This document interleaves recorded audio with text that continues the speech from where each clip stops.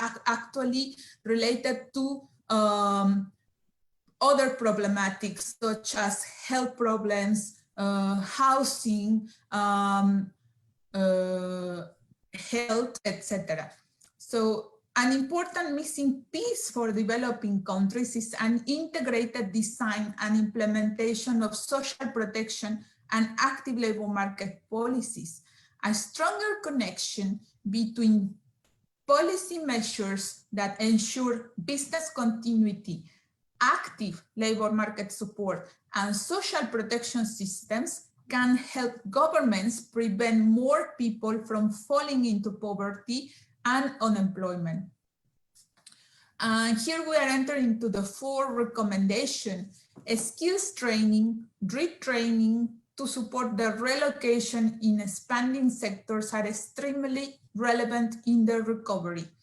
Upskilling and reskilling policies should focus on hard-hit sectors that employ large numbers of low-skilled workers, women, and young people, along with measures that help close skill gaps and contribute to removing practical barriers to entry-level jobs for first-time job seekers. Early interventions and proactive career guidance and transition support becomes more relevant than ever to identify which jobs are changing and how individuals will need to reskill and develop transferable skills. So some countries had already installed capacity to expand access to online skills training and learning resources, while others have seen the importance of mobilizing human and financial capacity to develop flexible and low-cost training. Here again, I would like to insist when introducing this type of mechanism or new tools that are online, it is very, very important to consider still providing access to those workers that do not have the digital skills to navigate easily into these systems, or simply they don't have access to the technology. And finally, the number 5 recommendation is to prioritize groups most at risk of unemployment and especially of inactivity. And this is to ensure that we can repair the economic and social fabric. Navigating the labor market during the COVID-19 crisis has become even harder for some groups in the labor force than were already facing specific vulnerabilities. So here the importance of targeted labor market interventions and broader access to public employment services. These are critical to maintain the employability and job readiness of groups that are already experiencing job instability. It's so important to, for instance, focus on inclusive and gender-sensitive approaches to accelerate the recovery and encourage labor market participation. Some countries have reinforced support to target groups in need of improving or acquiring digital skills to keep themselves afloat in the job market. Actively involving employers and other relevant partners, such as private employment agencies in this process, can facilitate access to jobs. Social dialogue in many countries is also a mechanism that can open the opportunity for a lot of people experiencing strong barriers to entering the job market. Next slide, please. Well, but all these policies will need financing. Active policies for the recovery phase will require innovative financing for public employment services and these active interventions. Beyond the emergency stimulus measures that are also still being implemented in September 2020, the challenge for a large majority of developing countries is to mobilize resources for financing effectively the implementation of these large labor market programs that are required. Activation policies to support existing and newly unemployed workers are one way to prevent further polarization of skills and incomes, which are also essential to inclusive growth. In the past recession, investment in active labor market policies and PES, however, fell short. And then you can observe in the graphic how the investment in the 2008-2013 crisis was really limited, especially for direct job creation and job search assistance. I think that it will be very interesting to see figures emerging in this case, but still what I would like to stress here is the importance of continuing investing in these policies, and one way to do it is precisely to join up these services or this provision with the passive spending that you see on the right hand side of the graphic. In the current COVID-19 crisis, some countries are testing innovative mechanisms for financing employment services and active support, including, for instance, cost sharing on the job training with employers and linking corporate social responsibility to place target groups in jobs. If we can go to the next slide, please.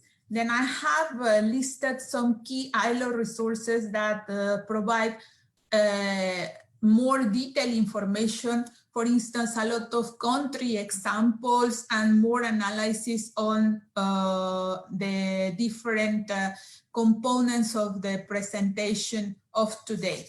I thank you, and I am really excited to see to hear your views and to maybe hear about some of your questions. Thank you so much. All right.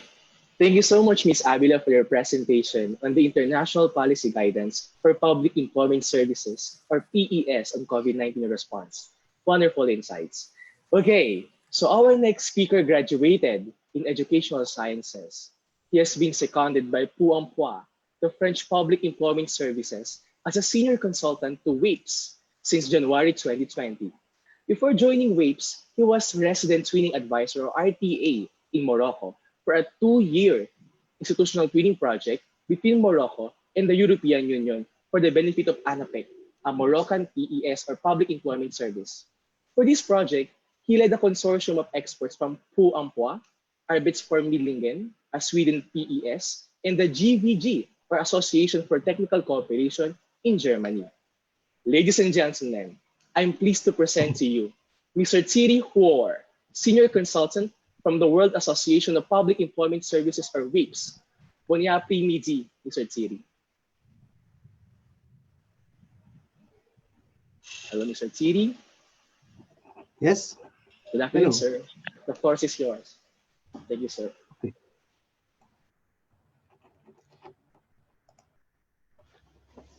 Hello, ladies and gentlemen. First, I thank the Institute for this invitation, and I'm very happy to make a contribution in this moment of reflection, the stakes of which are very important for all of us and our fellow citizens. I worked for almost 40 years in the employment service, and we have never had to go through so much upheaval in such a sort of time. Do you see my presentation? Yes, we can see it. Okay. Yes.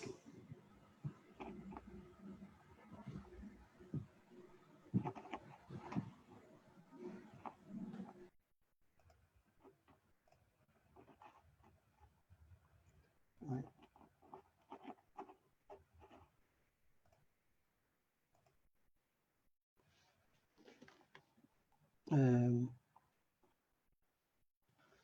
Okay.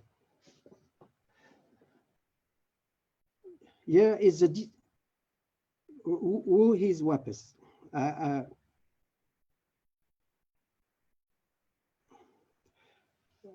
created in 1988 by few public services and the support of the ILO. Today, it includes more than 80 countries, which is equivalent to more than 1 million employees. We are, above all, a platform for the exchange of information and knowledge between our members on all subjects related to employment. We are also a privileged interlocutor of many international institutions on labor market issues and have the ambition to be a knowledge hub for employment services information.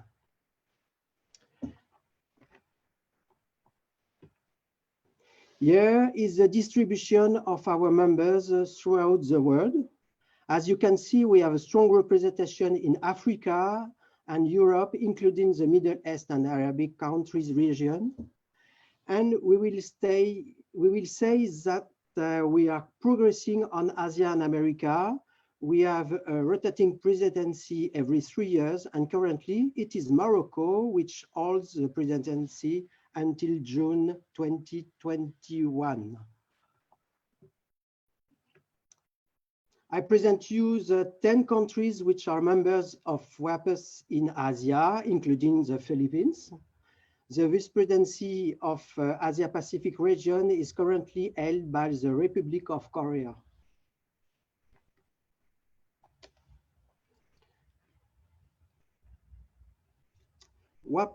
WAPES, the World Association Public Employment Services, based on values shared by its members. These values are non-profit orientation, transparency, equal opportunities, high quality in service delivery, accessibility, and service orientation. To meet this objective, we carry out several types of activities, events, conferences, regional workshops, but this year, like everyone else, we had to switch to the dematerialization of these events using new digital technologies. We also coordinated cooperation projects between our members. We organized peer reviews. This year, with 8 volunteer countries, we are launching a pilot project which combines co-learning and benchmark to do self-assessment for the public employment service. It's called SamePace project.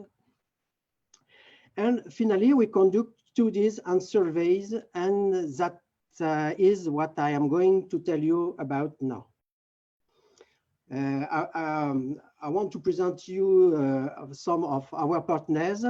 Of course, the International Labour Organization, the European Commission, Socioplus, which is the European Cooperation, IOM for Migration, OECD, IDB, Inter-American Development Bank, African Union, UMatch, a project, a cooperation project in Africa with German cooperation, Organization of American States, and Water Employment Confederation, and other many partners.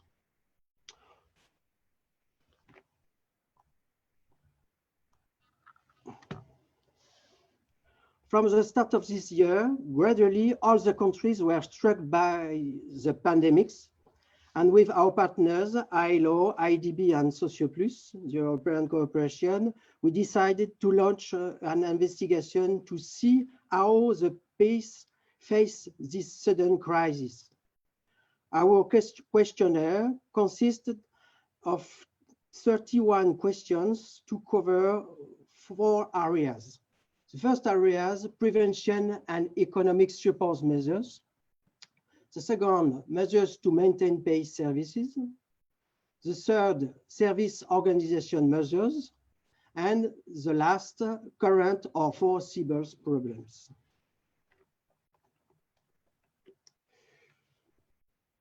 We sent it to nearly 100 institutions around the world, and thanks to our partners, also to institutions not members of WAPES. It was necessary to obtain a sufficiently large and representative sample. You can see that in Asia, a majority of our members responded, including the Philippines, and I thank them. But in terms of the number of countries, the sample is smaller than in Africa or America. The objective was not to obtain statistics, but to take stocks of practice and identify questions and future problems.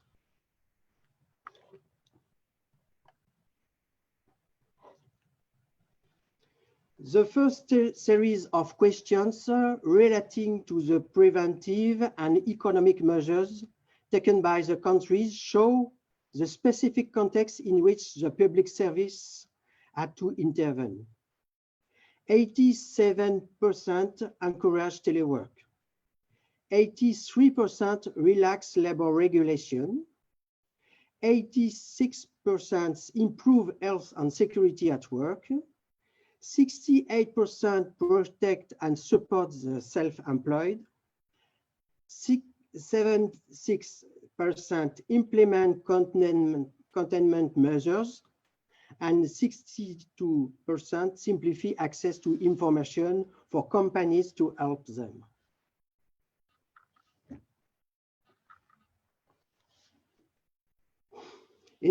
In this context that we have just seen, the public employment services had to not only to maintain their usual service offering, but also to face an increased demand as many companies are in difficulty, or on the opposite, with urgent staff needs on health sector, for example, and influx of requests and questions from job seekers. Thanks to the investment already made by most public employment services before the pandemic, the pays were able to cope. A majority of services are derived by digital and telephone channels. You can see on the screen, 85% use online or application, and 70% use phone with hotline.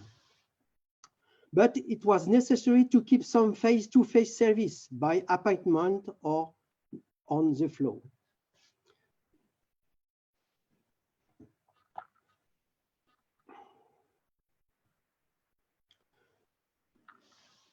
The study shows that our public services have been everywhere on all continents very responsive. As a reminder, 76% of countries take containment measures, and 60% of PACE had to mobilize teleworking.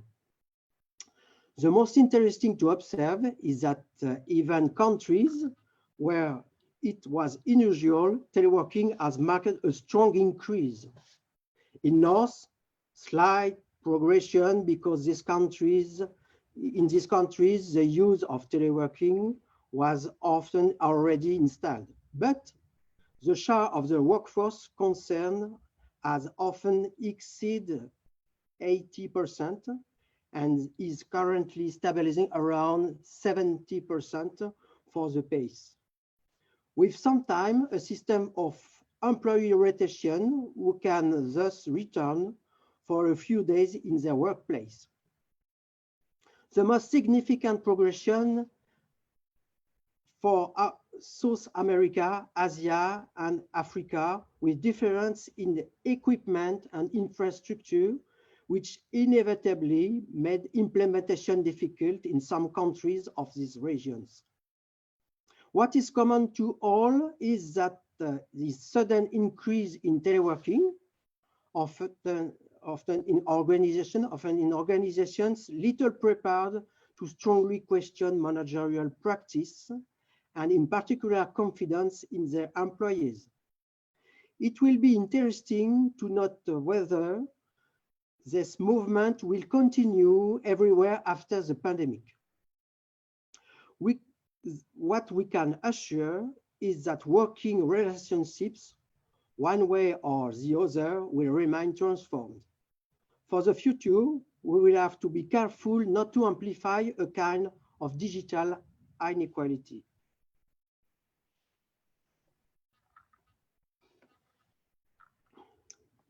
Several public employment services reported having experienced a sharp increase in the demand of service due to the containment and this economic effect.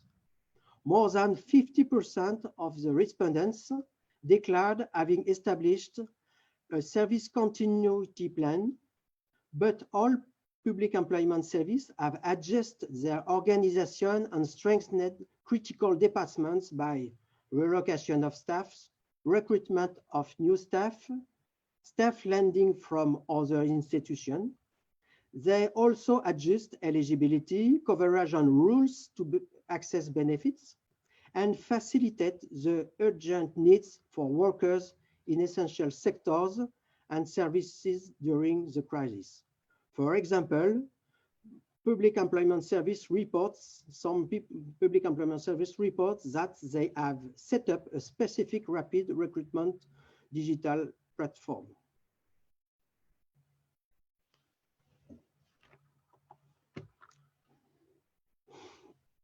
In the last part of our questionnaires, each one told us about the problems they encountered and those they were preparing to face.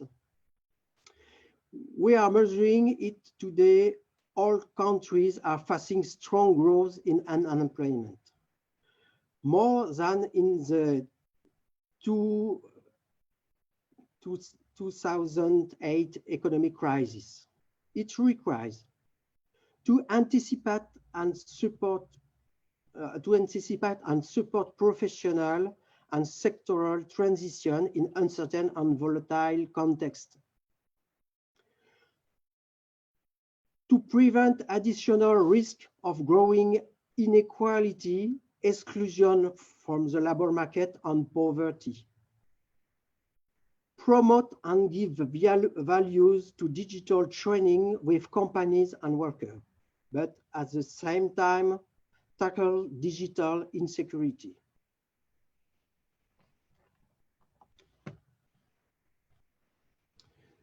To meet this challenge, 4 recommendations emerging from the testimonies of the survey. Increase the flexibility and the responsiveness of our organizations by integrating new ways of working and management in sustainable manner. Develop our information system on the job market to make them tool of perspective and decision-making aids for our governments, our organization, as well as your users. Continue and accelerate the process of securing the performance in our services by integrating, in particular, prevention, risk management about health, environmental risk, and sustainable development objectives. Contribute to the transformation of our actions ecosystems by reorienting our partnerships and our subcontracting policies, professional training, economics and social integration devices, social and solidarity economy, etc., etc. This means that the performance of public service to face this crisis is not based only on tools, technology, or digital developments. Our management method, our organization must continue to evolve towards more agility. And above all, that our decisions always know how to combine without confusing them the long term and the short term.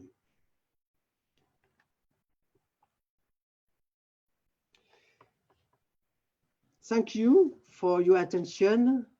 And in a few days, these studies will be shared on our association website. I want to give the floor to our moderator. Thanks. Merci, Mr. Huor, for sharing with us the significant results of the joint survey on public employment services during COVID-19 at WAPES, ILO, IADB, and social. All right. So our next resource speaker is currently a city government department head of Muntinlupa City. She is also the manager of the Public Employment Service Office or PESO of Muntinlupa City since 2003. The resource speaker is also serving as a secretary of PESO Managers Association of the Philippines or PESOMAP starting this year 2020 and the president of the PESO Association of Metro Manila or PAM from 2019 until the present. She has completed a Master of Arts degree in Development Studies from the Erasmus University in Netherlands, which she obtained in 2000. Her undergraduate degree is Bachelor of Arts in Development Studies from UP Manila. Without further ado, please welcome our third speaker, Ms. Glenda Zamora Anion. Good afternoon, everybody. Good afternoon, ma'am. First of all, I'd like to thank the ILS for giving me the opportunity to share the ground level experiences and initiatives of the PESOs within NCR in light of this COVID-19 pandemic. Can I control or do you have the control? Next, please. Next slide.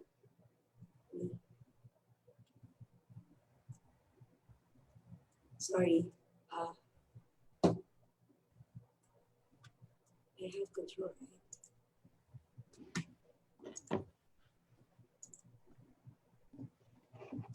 Sorry, I'm having difficulty with my slides. There you go. Okay, so the objective of my presentation this afternoon is to provide an update on the programs of the PESO Association of Metro Manila during the period of pre-COVID, and that was before ECQ, roughly around March 2020, and in this period of COVID, ECQ to present. I would also like to share some initiatives of the PESOs during the COVID-19 pandemic, as well as some of the challenges moving forward. The methodology that I used for this presentation is that I asked the 17 PESOs in NCR to answer a survey, a simple survey form, which you can see on the right side of your screen. In addition to the completion of the form, some of the PESOs were gracious enough to submit a narrative, so I also incorporated some of their points there, as well as scanning some of the FB pages of the PESOs for additional information. Now, I know that there are a lot of PESOs from all over the Philippines that are watching this afternoon. I'd like to say that this report represents the experiences of PESOs in the National Capital Region, confining to the survey form, the narrative, and the FB postings.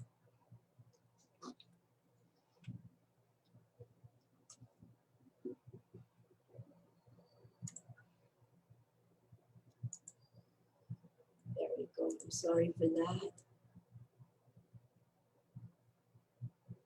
Okay, so the PESOs is mandated under PESO Act, the Republic Act 8759, which called for the institutionalization of the National Facilitation Service Network through the establishment of PESOs in every province, key city, and other strategic areas in the Philippines. This was ratified in 2000, and it has a general objective of ensuring the prompt, timely, and efficient delivery of employment service and provision of information on all those programs. Now, the PESO Act of 1999 has since been amended and ratified in October 2015 by Republic Act 10691. What's new in this PESO amendment is that PESOs are now undertake holistic strategies, programs, and activities to transform the PESOs into a modern public employment service intermediary that provides multidimensional employment facilitation services.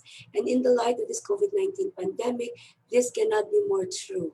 No, so the new amended PESO Act redefined the roles of DOLE and PESO, giving PESOs greater room to move and grow.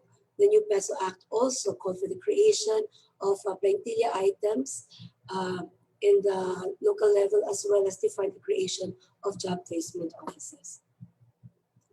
Okay, so the PESO Association of Metro Manila is composed of 17 PESOs from the 16 cities and 1 municipality. I'm glad to note that all 17 PESOs in the NCR are institutionalized, with their own budget and staffing pattern. Okay, so the survey that I administered to the 17 pesos asked them to take whether they are implementing some of the different programs of pesos and dollars. So the first column would define the program, and then the next two columns, some of the pesos signified whether or not they are implementing such program. Okay, now in the next couple of slides, what I will be showing to you are some of the initiatives that the pesos have been doing depending on the programs of the dollar and the peso. However, at the bottom part, I chose to highlight some of the activities or some of the initiatives of the different of the 17 pesos, which I gathered through their Facebook pages. Okay, so to start, for the referral placement program, job solicitation and posting have now been making more use of social media and emails. Partnerships and interaction with employers are now online through Zoom meetings.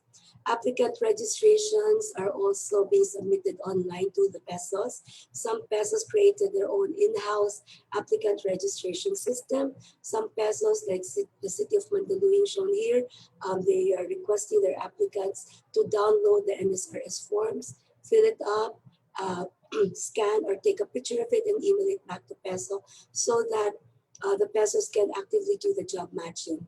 Job matching is still done traditionally by the staff, and this is now part of their flexible work assignments. Those pesos that have developed their own computer-based system, some of them have incorporated a job matching system to that system. Referral is no longer face-to-face, but through online sending of the resume or the profile of the applicants. And placement monitoring, well, it's still a challenge considering that in NCR, the recovery is still on the uptake. So we resorted mostly through emails, messengers, and Viber. So as I said, the highlighted LGU in this slide is Peso Mandaluyong. Mandaluyong, since started with their employment referral and placement activity through job postings already, both pushing for the advertorial of the private and the public sector. Now for the labor market information, we see that the vehicles used for this program are social media platforms such as Facebook and Twitter, online platforms such as Zoom and MS Teams. We see the increased use of the Peso account, the use of the LGU, Facebook, and other social media accounts, as well as the personal accounts of the Peso managers and the staff. Some of the Pesos have also said that they have used partnerships with the local cable channels as well as the radio stations and radio programs to deliver their programs. As to the content of LMI, during the height of ECQ, most of the postings of the Pesos are IATF, DOLE, and other national government agency advisories such as the TUPAD, CAB, SAP, OFW, LSIs, etc. It also contained LGU advisories on the localized programs of TUPAD, relief good distribution schedules, SAP, etc. We also saw the creation of more alternative email addresses of the Pesos. So we see Pesos that are now requesting their applicants to send applications to 2 or 3 or more email addresses, as well as the creation of some Google Forms online. Oh, sorry, going back. I have highlighted here the city government of Muntinlupa. For Muntinlupa, we have created our own Peso applicant registration form. The manner into which you can access that form is to go through the QR code. So you scan the QR code, you will then be directed to the Peso registration form. And then that form has the basis is the NSRS survey or National Skills Survey form, which we can use for both job matching as well as uploading to the PACE. The next program for career guidance and employment coaching All the PESOs are currently still awaiting for the DepEd guidance as well as the calendar of activities for the conduct of the career guidance together with DepEd. So currently what we are doing is that we are preparing the delivery of LMI modules through digital means. PESOs are also open to conducting online career guidance and employment coaching through Zoom, Messenger, etc. Highlighted on this slide is the initiatives of PESO Caloocan. PESO Caloocan also developed their own job application form. PESO Caloocan has been selected as one of the TWG members of the Jumpstart Philippines program in the crafting of the digitized life skills training module. Next slide is the special program for the employment of students. Unfortunately for the NCR, the SPES was deferred because of we are still in GCQ. So most of the budget of the PESOs have been realigned to the COVID-19 response fund of the cities. However, there are some PESOs that was able to lobby for the local chief executive to convert the SPES budget to TUPAD, or emergency employment, in order to help the qualified SPES beneficiaries or the parents of or guardians of those that are unqualified based on age. Highlighted in this page is PESO Las Piñas. PESO Las Piñas is one of the first that went into online job fairs. And during the height of COVID, they were very active in pushing for LMI with respect to local advisories as well as national government advisories. For the job fairs, again, because of IETF guidelines regarding mass gathering, there are no traditional or face-to-face job fairs being conducted. We see, however, the resurgence of virtual or online career or job fairs now in the National Capital Region. The DOLE has reminded the PESOs to be very vigilant and monitor all these online job fairs and request all employers to adhere to strict DOLE guidelines. Okay, so in this page, we highlight the program of PESO Makati. PESO Makati also created a Google form for their online application for the city's contract tracers. PESO Makati launched the Makatulong 5K for 500,000. So that's their Makati Zen Economic Relief Program. And there's, of course, they continue to push for the advertising of the guidelines of the DOLE. For the GIP, the PESOs in the National Capital Region are very fortunate, and we think the DOLE NCR, because starting tomorrow, they will be deploying GIPs to our PESOs, and these GIPs will be very helpful in our encoding to PACE and all that. There are some LGUs, however, that opted to fund GIPs during this time of COVID, and it was very helpful because the GIPs were able to help in the contact tracing of some of the PESOs programs. Highlighted in this slide is the Balik Trabaho Patungong Asenso program of PESO Malabon. So as you can see, they also have devised their online registration system here. And once the Malabonians enter it, they will be guided on the process on which they can apply for this program. For the PhilJobNet, again, the PESOs that are implementing the program are continuously updating and encoding their data.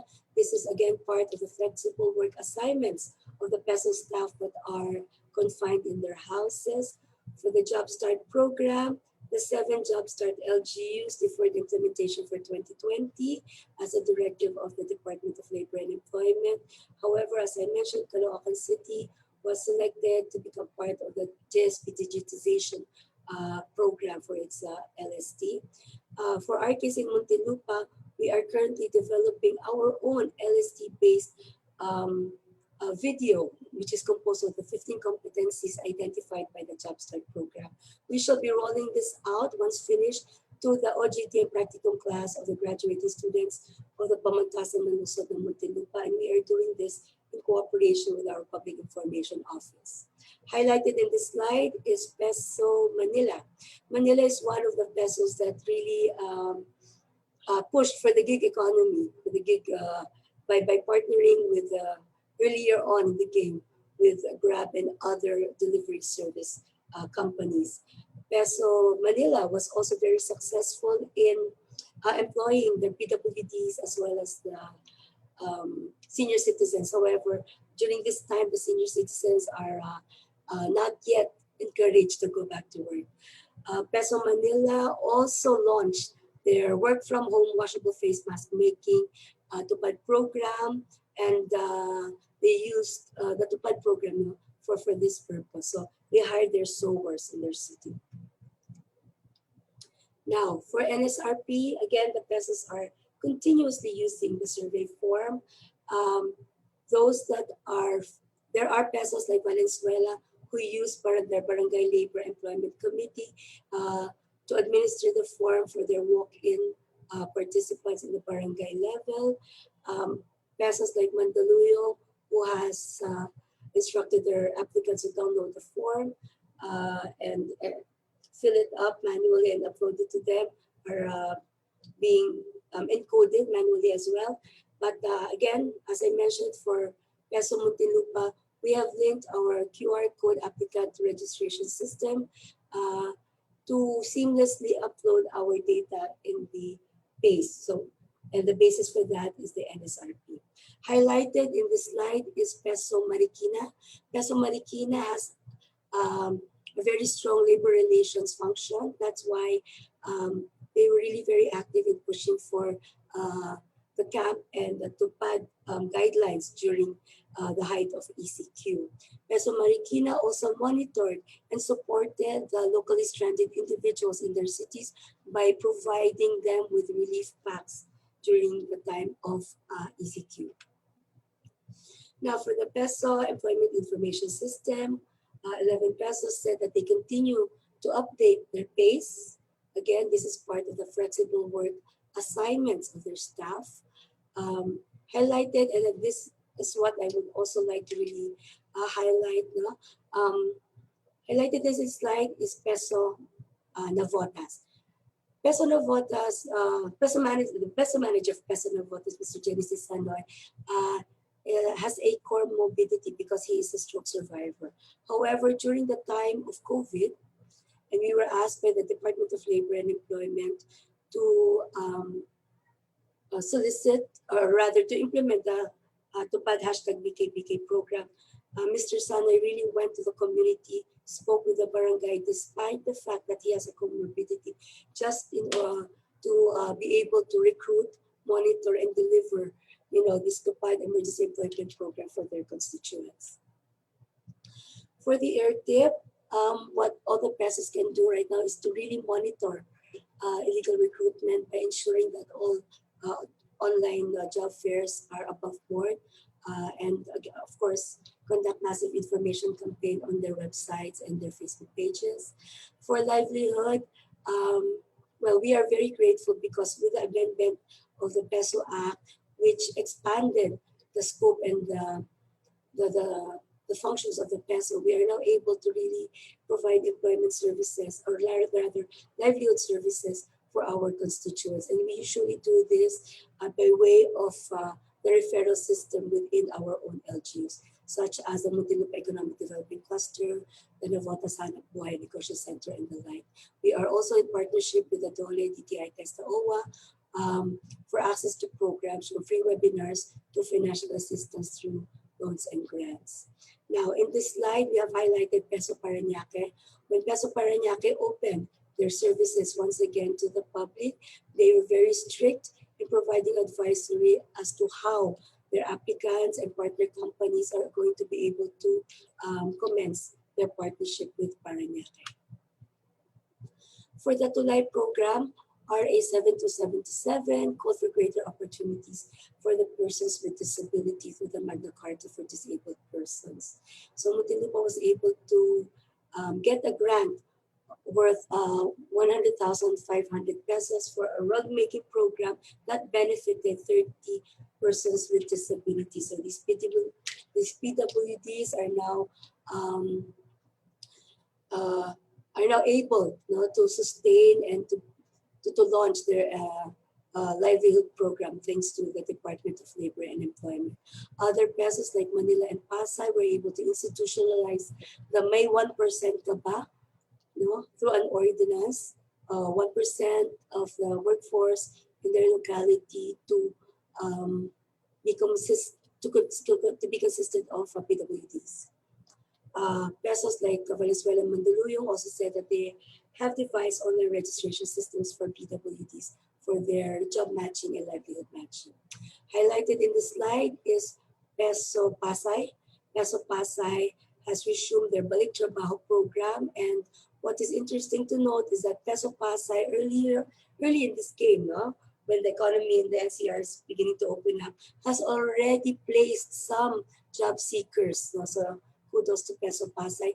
They were also very instrumental in helping with the Balik Pilipinas program, helping OFWs as well as locally stranded individuals by providing with them relief packs, assistance for transport, etc. For the TUPAD, we are, I think, most, if not all of the pesos in the Philippines are very grateful to the Department of Labor and Employment for downloading the TUPAD BK program during the early part of the pandemic under the regular and the congressional funds. Recruitment for TUPAD, as exemplified by Sir Jenny Cesano of Malvotas, we initially did the traditional face-to-face recruitment and with community visitation, but now we see more online registration systems being adopted for the recruitment of TUPAD. And I hope that in Bayanihan too, we will be able to be given, more TUPAD beneficiaries, especially with the displaced workers statistics rising every day. There are several LGUs that also implemented the TUPAD with the use of their own budget. The task that was given to their TUPAD basically are BK cleaning and sanitizing. Some LGUs also hire drivers to provide for the Libre Sakay program for their frontliners. Sewers for the production of PPEs, face masks, contract tracers, and the like. Highlighted in this slide are the programs of Peso Pasig. Peso Pasig localized their TUPAD program. Peso Pasig also pushed the ILS program or survey on bike use. Peso Pasig also has devised a Tapat loan program, which has a Balik Trabaho component with a 5,000 peso loan. For pre-employment and orientation seminars, most pesos are that are implementing this program are currently bringing the program to the digital level by currently doing videos to promote pre-employment orientation seminar to do away with the usual face-to-face orientation. For PDOS, we have been relegated to referral and pushing for the information campaign in cooperation with the POEA. For this slide, highlighted is Peso Malabon, Peso Pateros. Peso Pateros is the only municipality in the National Capital Region, but be that as it may, Peso Pateros has been pushing for the online or virtual recruitment and job fair for their constituents. For the Tripartite Industrial Peace Council, pesos with the TIPC or labor relation functions really brought to the community or the local level the programs of the DOLE such as CAMP and ACAP, as well as for the Small Business Wage Subsidy Program.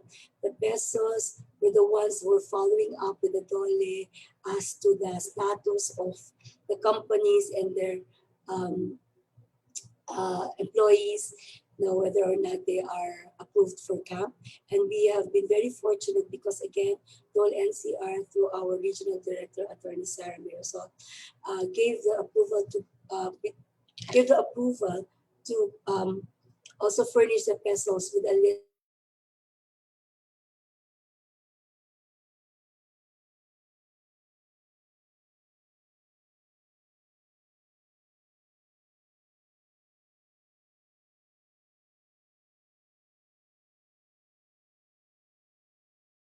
city is currently implementing a contact center competency course. They also have a Kalingam QC wage relief program for their displaced workers and are now studying the green jobs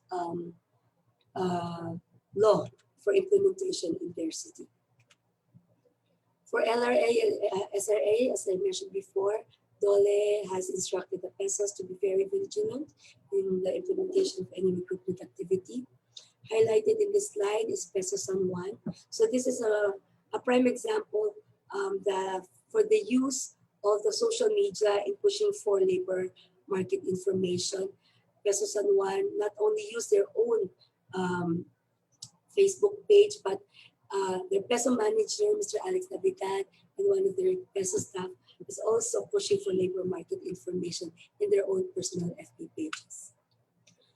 For the OFW help desks, PESOs in the National Capital Region were really at the forefront in the Balik Pilipinas program of the Department of Labor and Employment.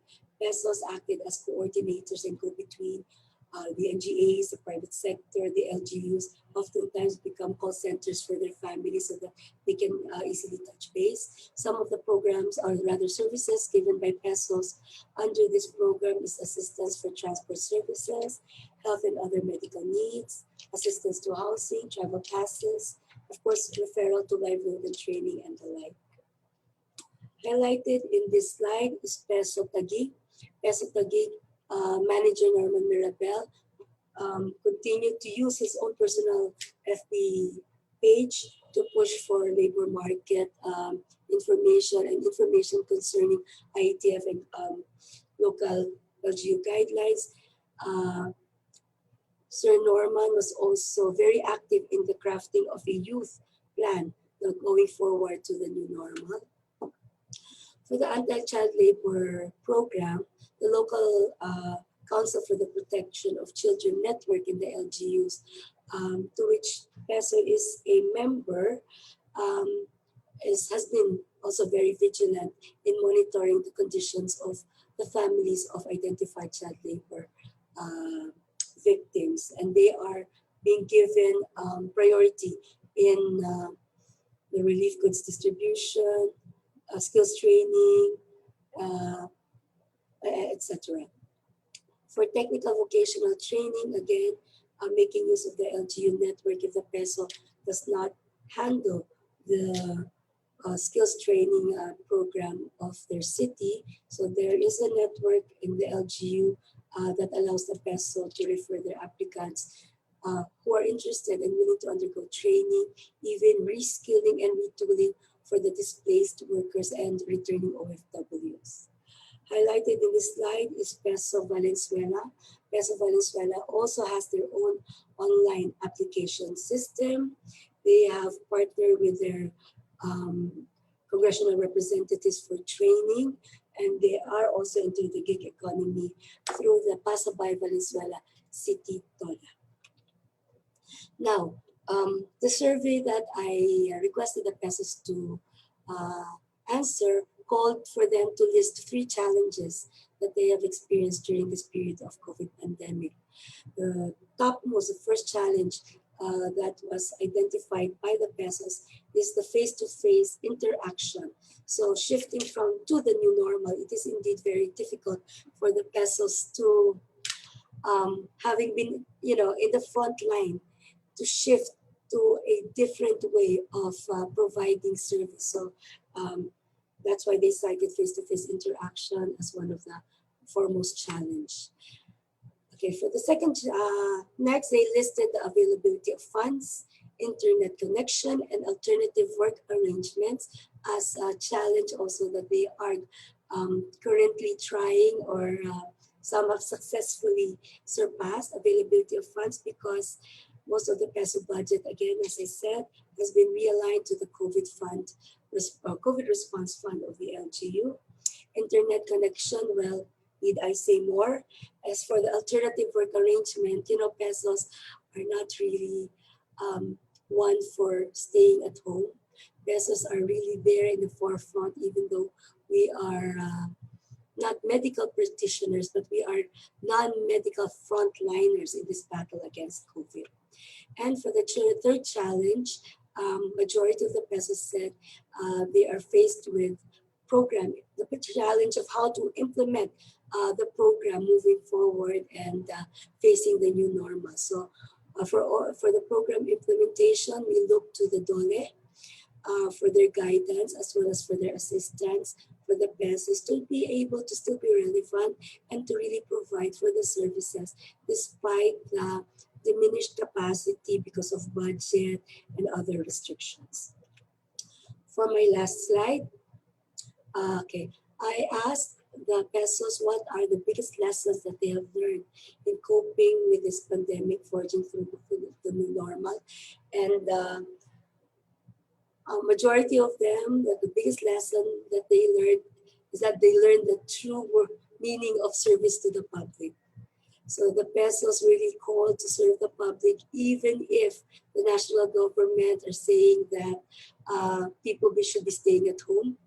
PESOs are out there as non-medical frontliners, providing services, providing assistance, carrying on tasks that are sometimes not their mandate anymore, like repacking, your contact tracing and all that. So PESOs said that they have learned to adapt and to be prepared and to keep that positive outlook because at the end of the day, we are after all public servants. So thank you very much for giving me this opportunity to share the experiences of the PESO Association of Metro Manila.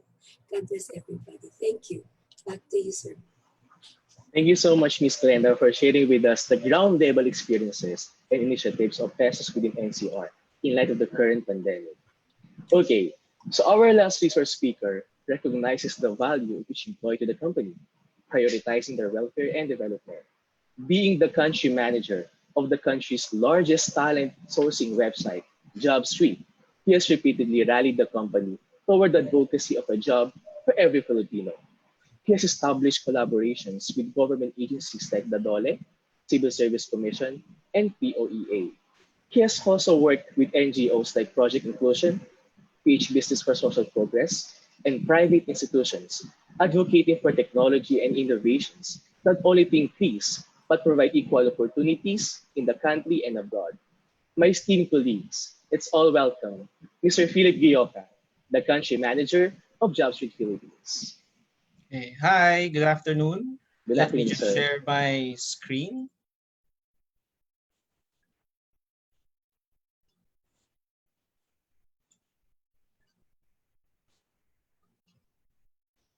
Okay, can everyone see? Yes, sir. Okay, so quite fitting for today's sharing. I would like to give you what we have seen in the past 6 months during this pandemic.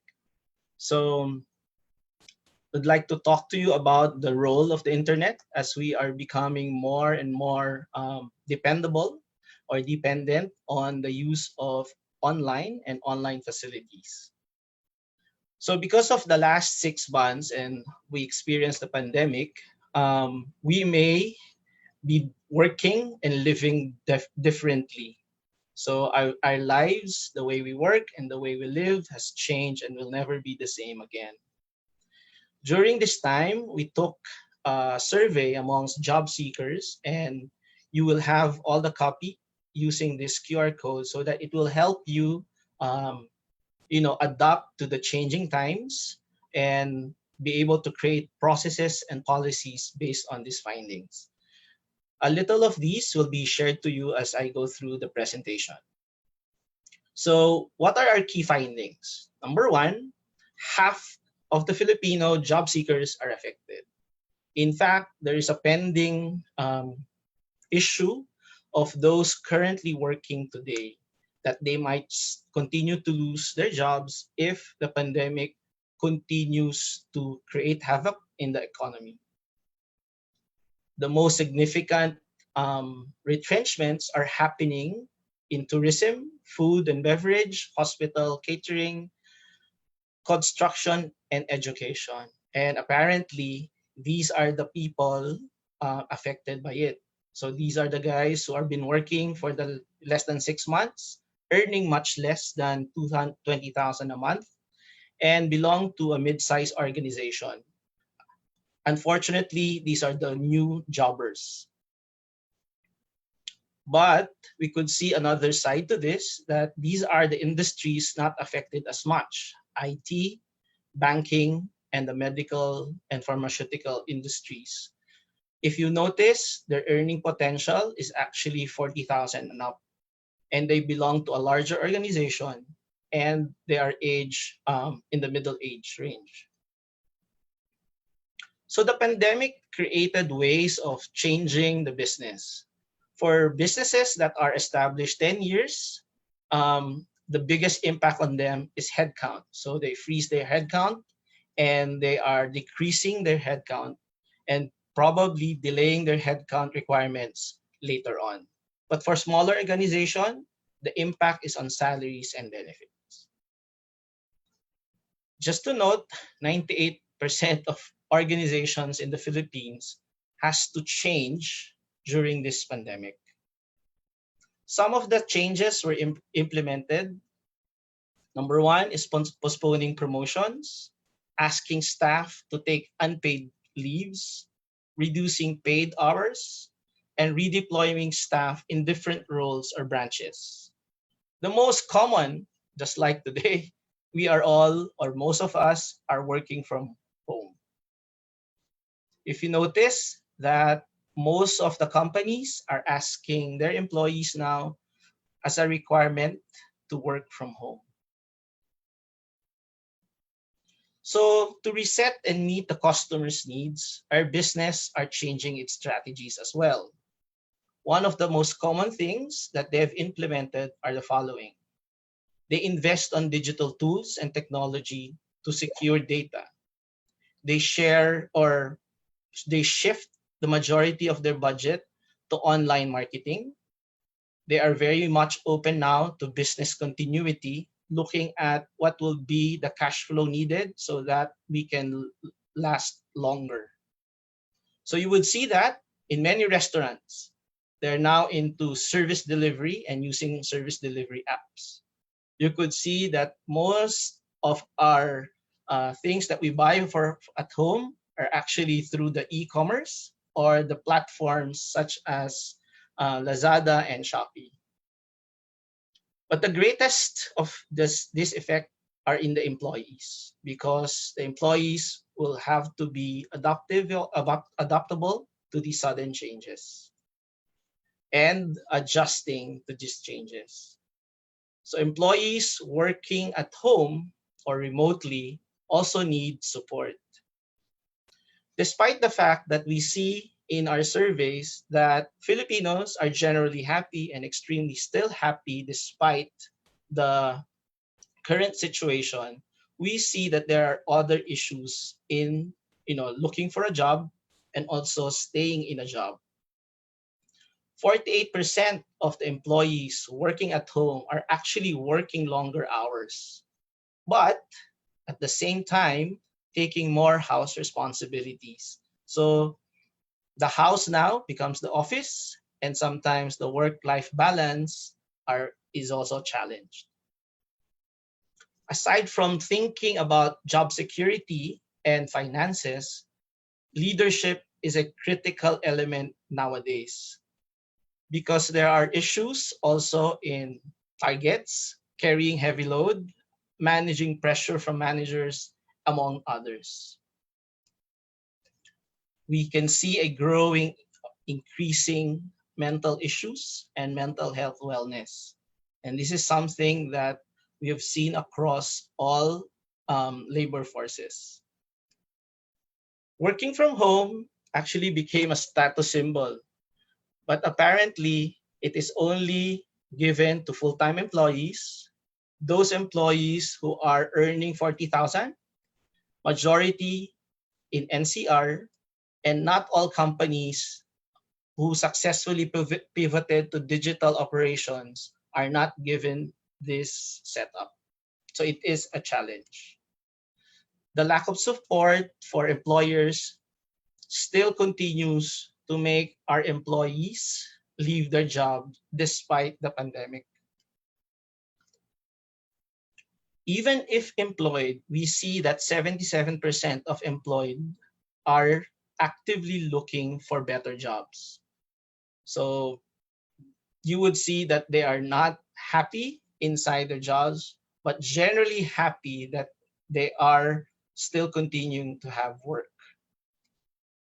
7 out of 10 are given longer or more jobs or more scope in their job. So you could see some have decreased their scope, some has increased, some have changed. But you could see that majority are actually doing more hours during work from home. Internet, as the speaker prior to me said, that it's still an issue, and there is really an issue on our tools and connectivity. Working from home, aside from connectivity, also incurs other costs like electricity, shares, office equipment that you need to set up for yourselves. On the other side, hiring during this pandemic also poses different challenges. Digital recruitment is now the mode of recruitment. We could see that majority of the businesses in the private sector, at least, have shifted to digital recruitment. However, those who cannot pivot as quickly, this is the source of frustration for job seekers because it takes a longer time to process. Onboarding nowadays is onboarding virtually. While working from home, you are onboarded, not greeted by the usual people from HR and your colleagues. So you work alone, you are onboarded alone, and you learn by yourself. Before the pandemic, candidates were looking for the following: position and title, company, location, experience and as a requirement, and office perks. But all these changed in the last 6 months. Now, they are looking for HMO from day one, company provided equipment, internet, and so on. So it has changed. Before the pandemic, hirers on the other side is looking for a solid experience and educational background. But now, they are more open and accepting, especially to those who were displaced due to COVID.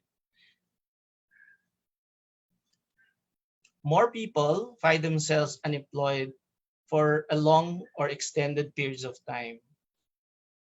Taking jobs which is lower than their skill sets, or they're overqualified. So hirers are now taking advantage of this. But the question is, are we ready to support these changes? So job application now, you could see an increased number of many free websites. Unfortunately, these websites are not safe, especially the social media, where they can actually put so many scams within those job applications. JobStreet, on the other side, knowing this situation, created more filters and used AI technology so that we could make sense and make sure that the employees are real and the employers are real and the candidates can actually find them better. So what do businesses need to stay afloat? So more options on loan or financing, a powerful and reliable internet, a secured online banking facilities and financial transactions. And why do we need this? Hopefully, with this approved, because a lot of SMEs, around 70% of our existing SMEs prior to pandemic are actually gone or not active. Hopefully, with this financing help from the government, it actually can stir up or revitalize the SME segments and therefore creating more jobs. We are so happy to see that 7.7 billion were allocated to improve our internet connection, which is now a critical tool in continuous work. Another influence or trending now is that the e-commerce, or everyone is relying to go to transfer funds or use transfer transactions or e-commerce or e-banking nowadays, so that they will be safe transacting most of their payments and receivables through online. So in terms of, how are we helping as an organization to help the Filipino workforce? We have to note that 27 million are already affected and looking for jobs nowadays. 12 million of them are in job street. Unfortunately, the jobs are not as much. So we partnered with CSC recently, and we had a 7-day online career fair. If you notice, 700 government agencies joined and 225 participated, meaning registered to that online career fair. What is the beauty of this is that they could register and they could apply for jobs in the convenience of their home, safe and secured. So we're quite excited how this model would be replicated to other government agencies, so that together we could actually help Filipinos find jobs during this pandemic. So the COVID report that I've shared earlier will be shared to you using this QR code. And this actually ends my presentation. Thank you. Wonderful presentation. Thank you so much, Mr. Philip, for discussing the role of internet in finding work in the new normal. So I think we'll agree that we should definitely be ready at this point for changes in employment brought about by the so-called the new normal. All right, so at this point, to give us key reactions in the context of the national policy and discussions vis-a-vis the status quo, may call on Ms. Grace A. Baldoza, Chief of the Labor Market Information, on behalf of our very own DOLE Assistant Secretary, Dominic Rubia Tutay. Thank you, Rex. Thank you, ma'am. Good afternoon. On behalf of ASEC Nikki Tutay, we thank the ILS for inviting us here in this activity. I would also like to acknowledge my fellow panelists. Thank you for sharing fruitful insights which shall serve beneficial to future policy directions, especially on our end. I would like to say that we are in unison in saying that digital transformation is fundamental or very critical in our public employment response in this time of crisis. While most employment facilitation programs of the DOLE were put to halt during the second quarter, we are now slowly returning to our usual operations, and we continue to provide the necessary assistance to our clienteles and stakeholders. Please allow me to share a few slides on the digital transformation of our employment services in the new normal.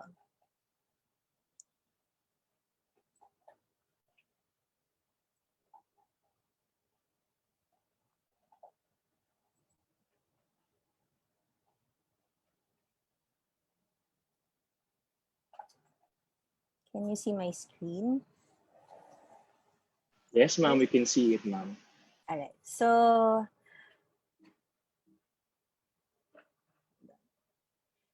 we know the impact of COVID-19. There's imposition of strict lockdowns, restricting movements among people and especially those employed. The traditional employment facilitation services were suspended, as mentioned earlier, due to the prohibition on mass gatherings, especially our job fairs and other job referral or job matching activities. There's also a sudden spike on the number of unemployed, we're all well aware.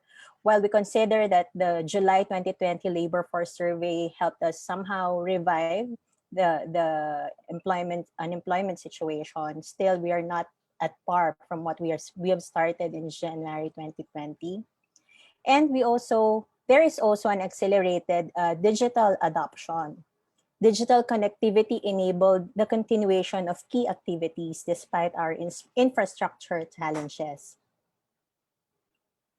So the challenge now, I think this has been repeatedly mentioned earlier, it's to go digital or go dark. So in a contactless world, the vast majority of interactions are with customers and employees. It takes place virtually, and with a rare exception, operating digitally is the only way to stay in business through mandated shutdowns and restricted activity.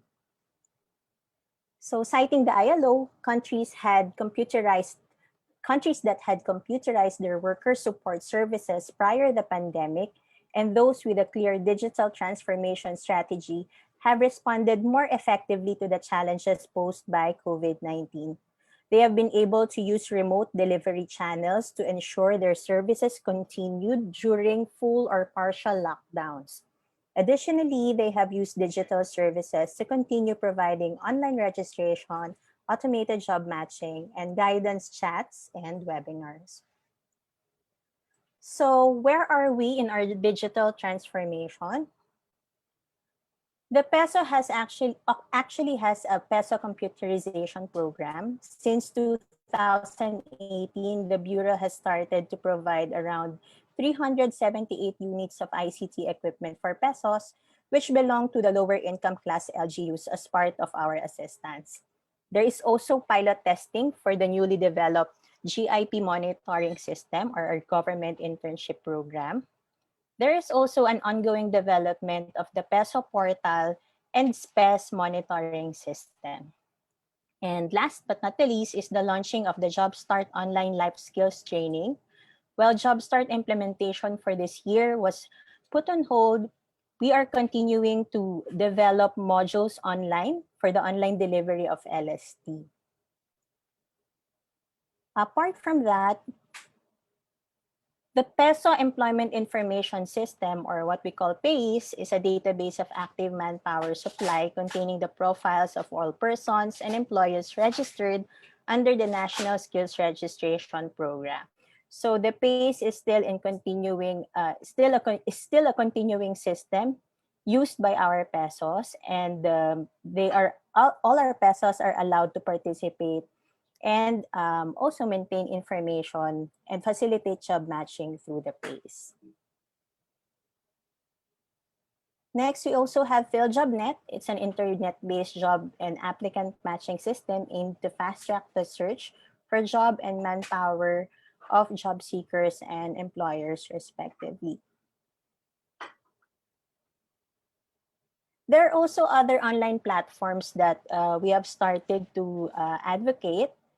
We have advocated for the eJob online job search assistance.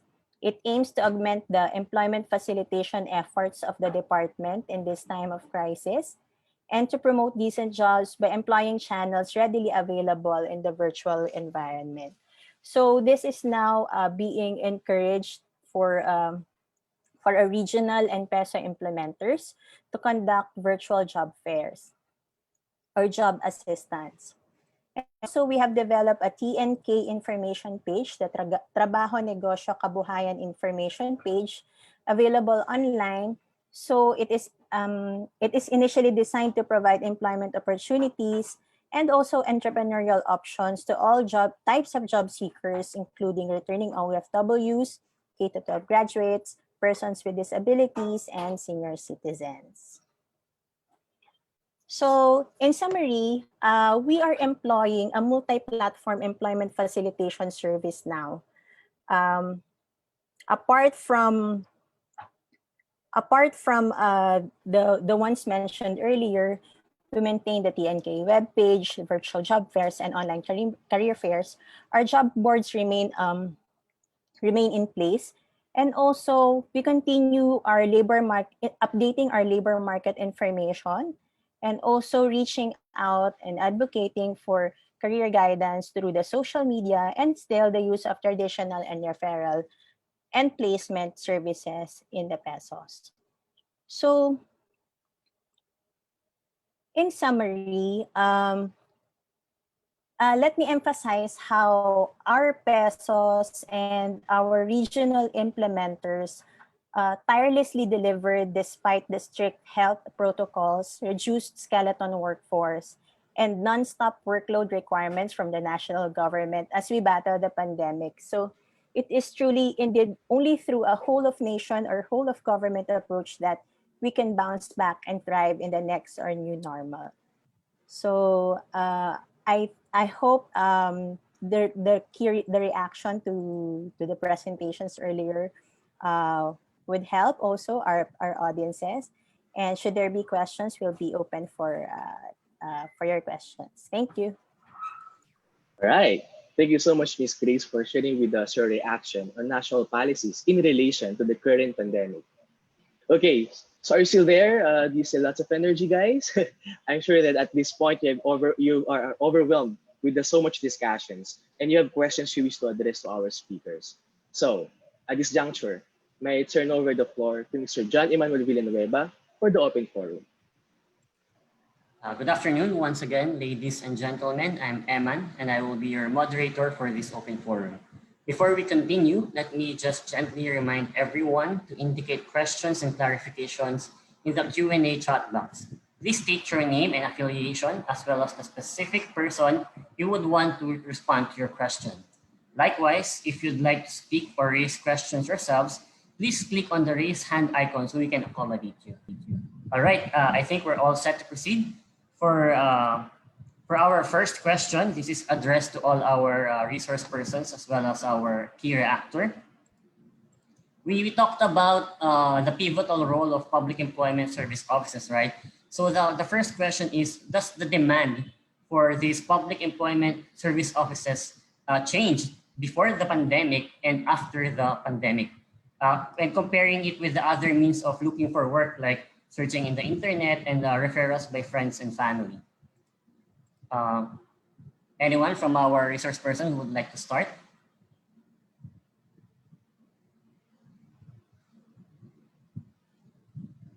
How about Mr. Thierry?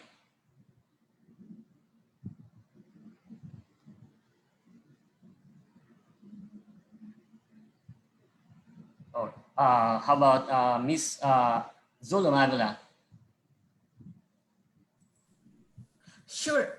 Yeah, I please. hope that you can hear me. Yes, indeed. Yes, yes. Thank you for the question. Actually, what I would like to maybe just highlight about how the demand for the employment services has changed during the COVID context. Indeed, there has been a huge change. I mean, just for instance, to tell you that has happened in developed economies, but also in countries that are in emerging markets and also with very large informal workers.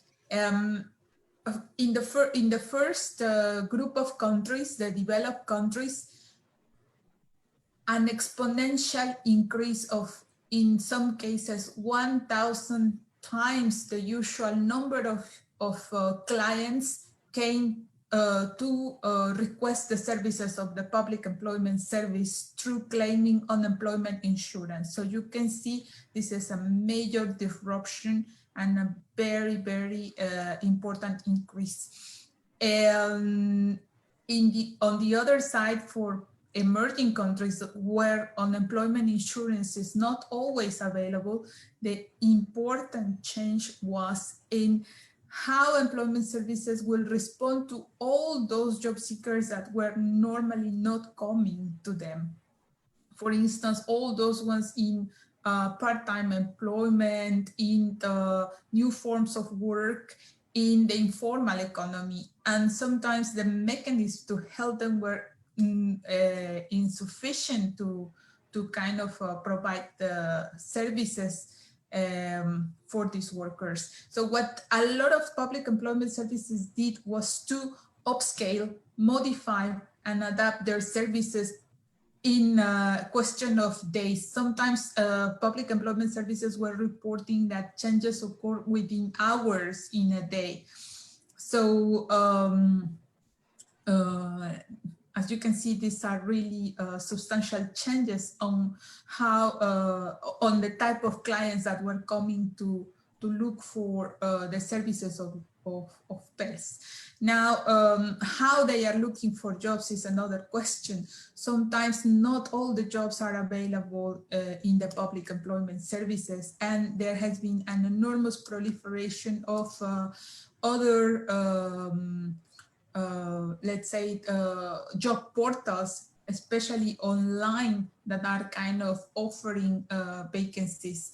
So I think that in this regard, what I like from the presentation on the job street is that highlighted a very, very crucial aspect, which is ensuring that job seekers have a safe channel for job seeking online, and that they are also reaching out to regulated private employment agencies offering job matching services either online or through agencies. And public employment services are more and more looking on how to work and establish partnerships with them in order to enlarge the number of job vacancies available to all these new clients that were not normally requesting the services of the PES. All right, thank you for that insight. I think you have two good points. Number one is that there's difference between pesos with unemployment insurance and countries without unemployment insurance. So for countries where there are unemployment insurance, the increase is because of the claim for that unemployment insurance. But for developing countries such as the Philippines, I guess, is that the increase is more on the other types of, not the usual type of participants like the part-timers. And there's the nuance on the supply, the increase in the supply of the job seekers, and and then the decrease in terms of the demand. There's not much availability for workers because we're in a pandemic. So thank you for those inputs. I think it would be also interesting to get the insights from the ground. May I call on Ms. Glenda, please, to share some thoughts on the question? Thank you very much. Good afternoon once again. If you ask if the demand has changed, definitely. In the ground, we are more pressured. The pesos are more pressured to deliver employment services because we see firsthand the needs of our constituents. But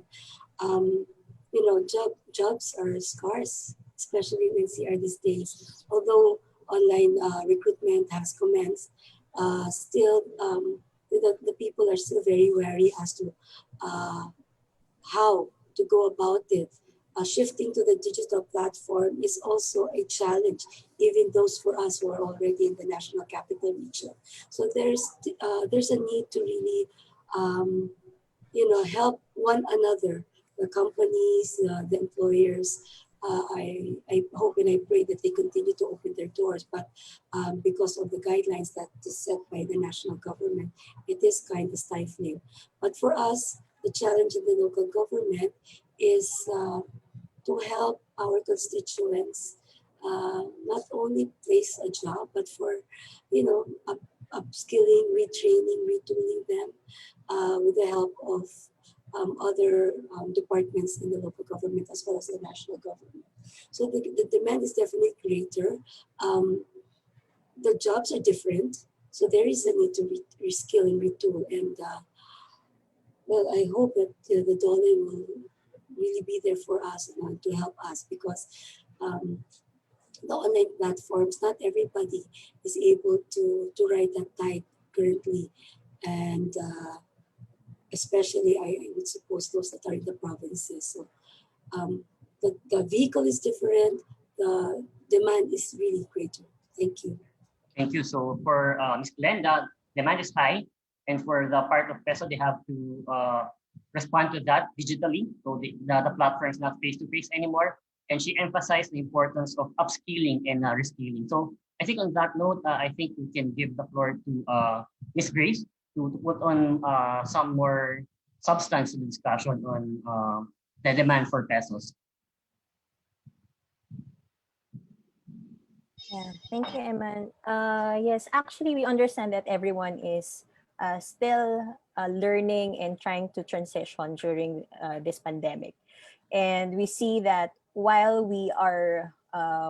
while there are some systems or avenues in place, not all pesos would be able to really easily transform or adopt the digital platforms proposed. But still, we count on our partnership with the LGUs, because you see these efforts to transform digitally would really need the support of the local government heads, and of course not only in terms of funding but also manpower and all the other considerations. So I think it is also what most LGUs are doing now, also are tapping on private partners to further complement their current resources. So these are really challenging times, and every LGU, I think, are being creative on how to address, or every peso is being creative on how to address or adapt to the digital challenge. So while we say that there's digital transformation, of course, there's still a widening digital gap. We know, especially in our country, connectivity is an issue, access is an issue, but we have means, we have our partners and other advocates that could help us address or help at least improve the access to our digital services. Thank you, Ms. Grace. I like that the responses of our resource persons link from one to another. So Ms. Grace mentioned about partnership, collaboration, and then she also mentioned about connectivity, interconnectivity. So now I turn to Sir Philip, but let me tweak first the question. Did the demand, the change for I know that it changed for the platforms such as JobStreet, but how much? What's the dynamic and the change of the demand for JobStreet? And a follow-up question is that Ms. Grace mentioned about collaboration, partnership. I think it's time for us to look at JobStreet and PhilJobNet of DOLE as actually complements rather than substitutes. So both platforms should be able to facilitate employment for the Filipino people, regardless if it's from the government or if it's from private sector. So from your end, what do you think are the possible collaborations or partnerships that we can build on so that we can provide more jobs at a time that people need jobs? Okay, so let me answer the first question first. So just to give you an idea, in April, we saw a drop. We were posting 100,000 jobs every day. It went to as low as 35,000. So that's just how big the drop was in terms of job posting, or you could say the demand for jobs. However, on the other side, the job seekers actually rose, and because of displacement, and now you could see that one job ad is gathering 1,000 times applications. So it's actually a crazy situation where there are very less jobs, but there are so many people looking for jobs. So that gives you an idea.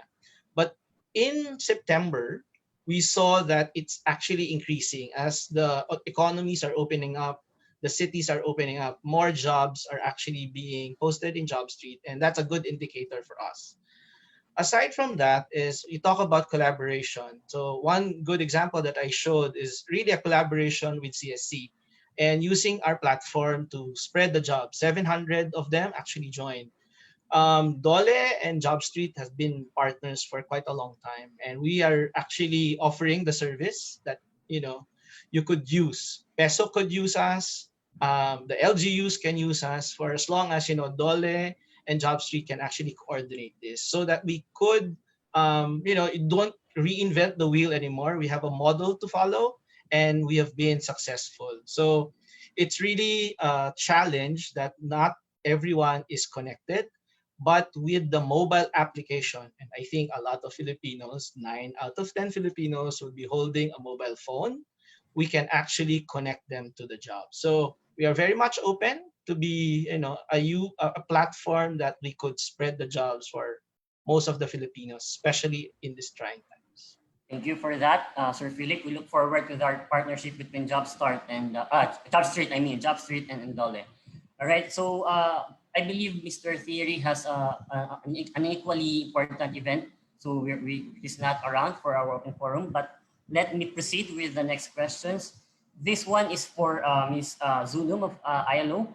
Do you think wage subsidy, implementation of wage subsidy is an effective policy measure to ensure job preservation amid pandemic?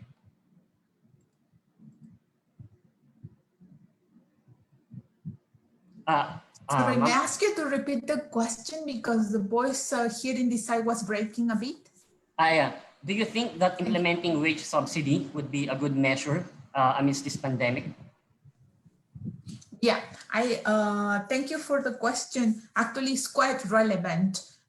If you remember at the, one of the slides in my presentation was showing how the different labor market interventions were used through the different phases of the crisis. So at the very beginning, when lockdowns were in place in many countries, or very important restrictions in the movement of persons, the policy priority was to preserve jobs and to help people to be attached to the labor market. So at that moment, job subsidies were really one of the main instruments that developed and emerging economies were using. However, these type of subsidies is to keep someone in a job at reduced working hours are very costly, and many times are linked to the ability of an unemployment insurance or funds that are linked to unemployment or social protection pension funds. So they were more prominently used in advanced economies and upper middle income countries.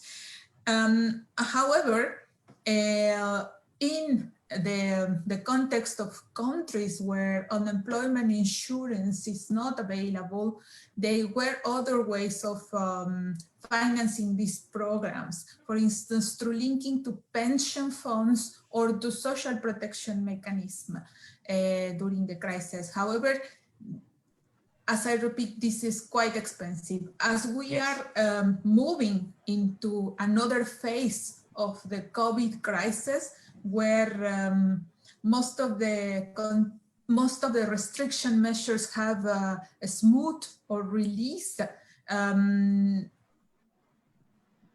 we need to kind of bring back people into jobs to stimulate hiring and rehiring of those workers, even that were in job using job preservation subsidies. Well, here the message is very clear: how to avoid that these job subsidies are kind of subsidizing hirings or recruitments that anyhow will happen without the subsidy. So targeting is very important. Monitoring and measuring results is fundamental if we want to combine these two mechanisms: job subsidies plus increasing the working hours of job seekers. All right, thank you for the response, Ms. Zulum. Let me get back to you, but first allow me to recognize our Executive Director, Ms. Ama Carisma Lomisatumba. She's with us right now. Before I forget, good afternoon po, Idicha. All right, let me go back to Ms. Zulum first. Thank you for the response, but can you just give us a walkthrough on the relevant experiences of developing countries like the Philippines who pioneered on implementing wage subsidies? Because as you've mentioned, it is expensive. But just because it is expensive, do we shy away from employing or from implementing wage subsidies? So how did developing countries implement wage subsidies, given the constraints on the expensiveness? Sure. As I mentioned before, some of the countries that have no unemployment insurance in place still were able to provide this type of subsidies. And maybe I can refer to two examples, for instance, and also add another element to my response, because we are now talking about the recovery phase for COVID. So the first example is on South Africa. And they do not have an unemployment insurance that is covering everyone in the labor force, but a very small portion of the workers, and they were very much impacted by the COVID-19 crisis. As you remember, was at the very beginning of the COVID-19 crisis one of the countries suffering the most, especially in the African continent. So what they did was to kind of create a special fund together with associations of employers to kind of draw from these job retention subsidies. And at the same time, and here is where I want to add the other element to my response, they joined up services in order to deliver them as a package. So to, let's say, increase the possibilities of people to remain in jobs, or at the worst, to be able to be moving into another job with the qualifications they have and with a bit of training, so they can be relocated in the industries and sectors that that were hiring. So I think this formula is worth exploring, because it's referring to also what I mentioned in my presentation, new ways of funding all these active labor market programs through, for instance, co-sharing. Another quick example that I would like to throw, it's on Mexico. For instance, Mexico had already in place on-the-job training program for unemployed people. So this program basically provides a job subsidy or a grant, let's say, for enterprises that will train in very specific skills some of the job seekers registered with the Public Employment Service, and the Public Employment Service also provides training at the same time. So there is a job subsidy that is helping the job seeker to follow training and to, let's say, somehow substitute, in between brackets, the lack of an unemployment insurance, while at the same time having the possibility to be hired by that specific employer participating in the program. Let's say the very specific element that make that program successful is that the employer participating in this program is committed to hire at least 80% of the job seekers participating in the program. So the placement rate becomes really high. And this was a mechanism that was already in place before COVID, but some of the provisions and the rules of operation were adapted to these specific conditions. So I would like maybe to share these two examples and highlight again the element of starting to tailor or the design of services as a package, not only the job subsidy, but for instance, to the training element, it's also there in the delivery. All right, thank you very much. So there are several things that I got from your responses. Number one, for developing countries, they can start with just a small portion of the unemployed being covered, so not all, so that it will not be too expensive. Number two, they can do it with combination, so not just the wage subsidy, the money or in monetary terms, but also in combination with training and also co-sharing of expenses with partnership with employer groups. So yeah, those are very good points to think about for developing countries such as the Philippines.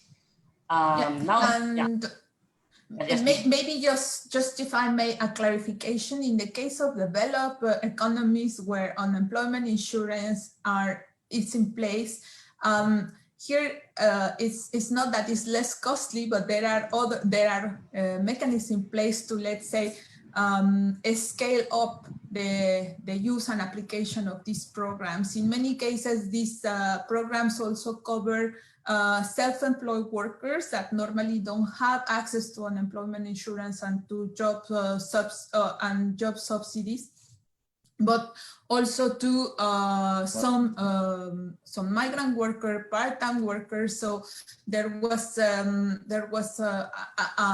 adaptation of these mechanisms to the specific conditions of COVID. And what they are discussing now is how to introduce the activation element into the job subsidy. So a lot of people is still attached to their jobs, working on reduced hours, and the discussion nowadays is how to kind of increase these working hours and ensure that the person continues at work or is able to be moving into a new job. All right, thank you. Now let me go back very quickly to Mr. Philip. These are some follow-up questions to what you mentioned earlier about partnerships with the government. In view of your participation with CSC for the job fair, what was the success rate and were there people hired?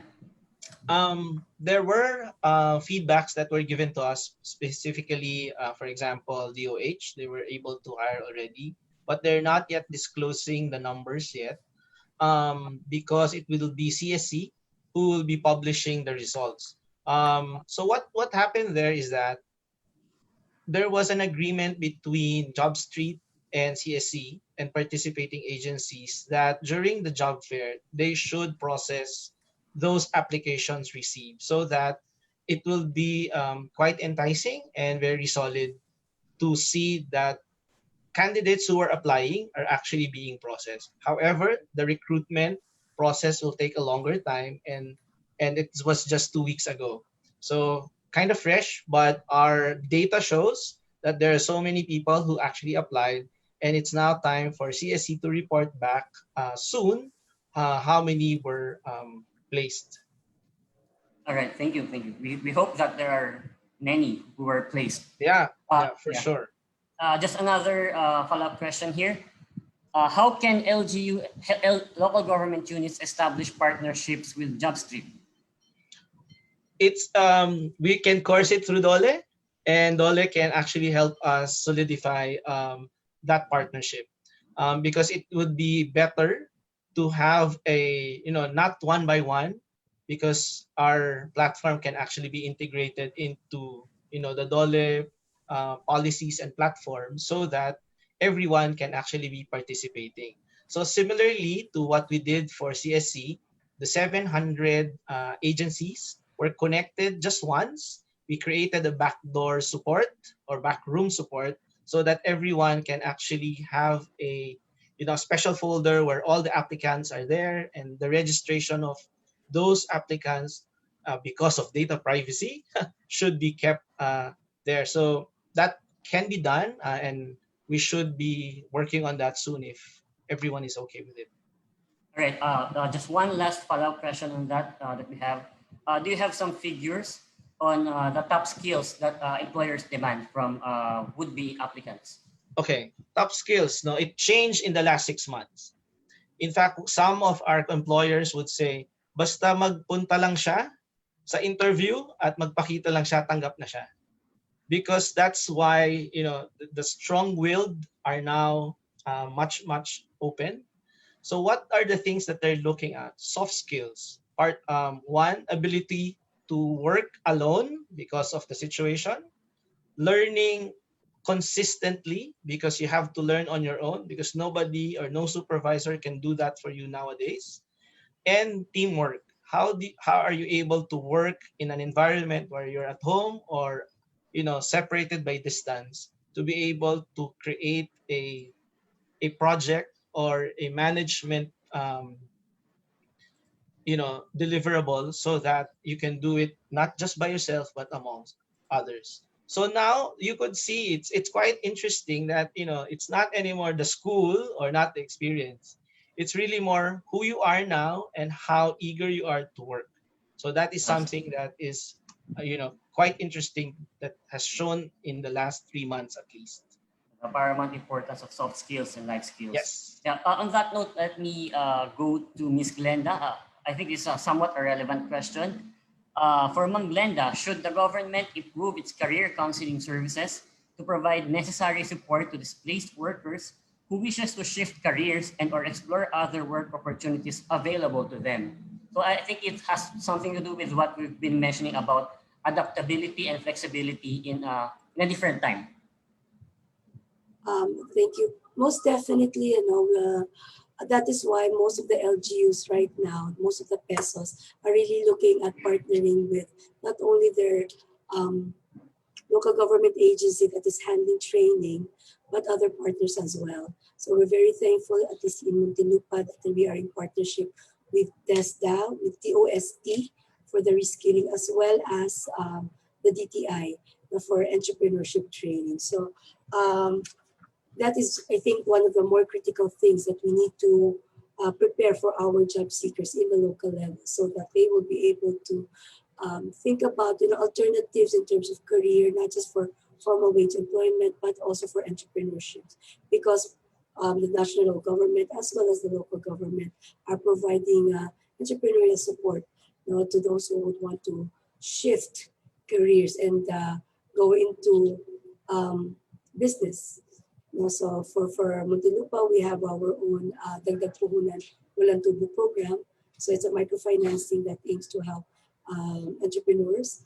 Other LGUs in the NCR, which I shared earlier, are also looking at providing wage subsidies as well as microfinancing for the shifting of these careers. So indeed, there is a need to really help our constituents discover other areas in which they can be made available for them.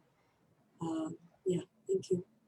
Thank you. So it's already 4:40, so we only have one last question, and this one is for Ms. Grace.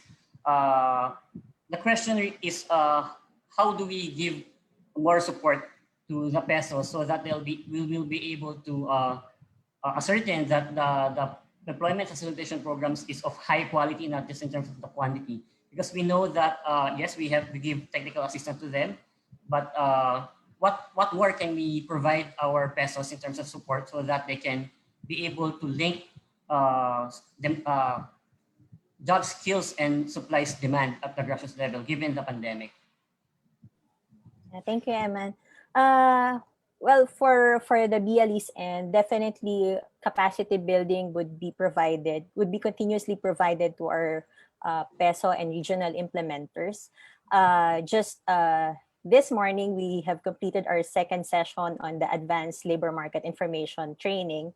And it's a series of training that we do annually to further not only improve technical skills in terms of developing LMI publications for our stakeholders, but also more of giving them a better picture of how to do it in the new normal.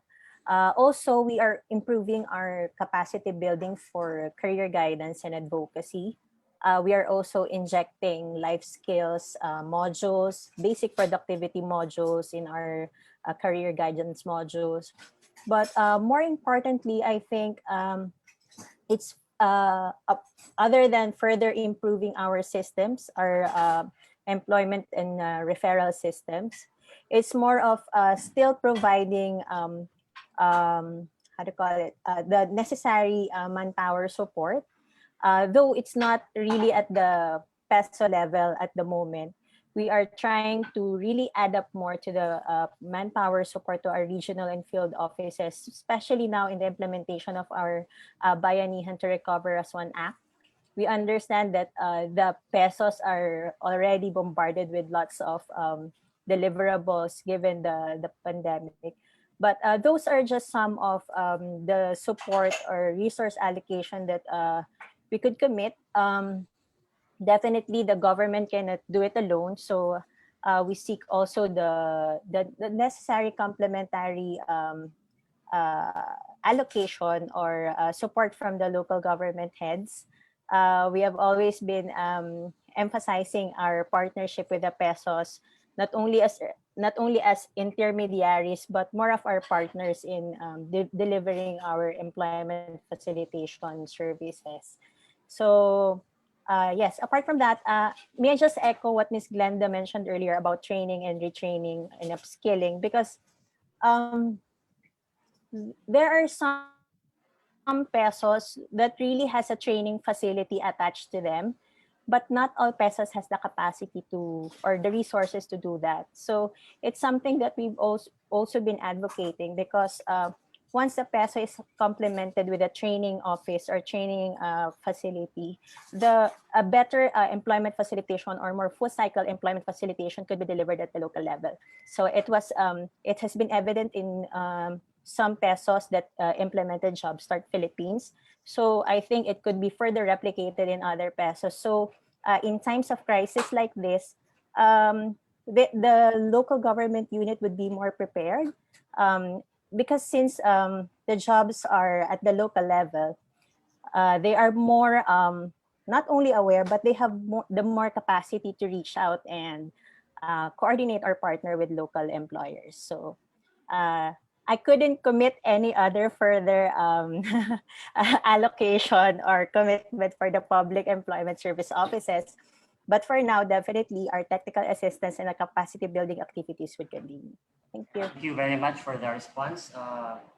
You know, we cannot do everything alone, so together we will rise, right? So that would be the last question for this open forum. For the remaining questions that we're yet to respond to, do not worry. We will send them to our speakers and hereafter after this event. And then we will feed back to you their responses, respective responses. So please make sure you have entered correct details of your email addresses. All right, before I give the floor back to Rex, please allow me to share with you an ongoing ILS research project, which is tied to this webinar. The working title of the study is Finding Work in the New Normal, an assessment of local public employment services and mechanisms in the Philippines. It aims to assess local public employment facilitation services and how they have been transformed or will be transformed to adapt to the new normal.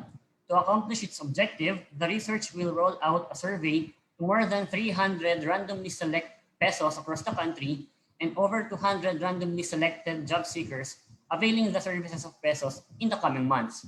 As such, we, together with the department, invite and encourage pesos to support this research endeavor and ultimately answer the question, how will local public employment services attune itself to the new normal and continue realizing its intrinsic objective of bridging job seekers to work opportunities?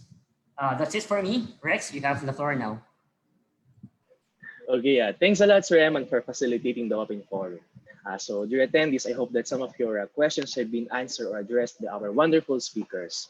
And again, after seeing the chat box, maybe again reiterate for everyone that we shall be providing you certificates or of attendance after the webinar upon your request. Okay, so now, as cliche as it may sound, every beginning has to end at some point. So yes, to give you the closing remarks for today's webinar, may we call on the Executive Director of the Institute for Labor Studies, Ma'am Ama Charis Malubrin Satumba. Thank you, Rex. Can you hear Thank me you, clearly? Is my audio clear? Yes, ma'am. Okay. It's clear, ma'am.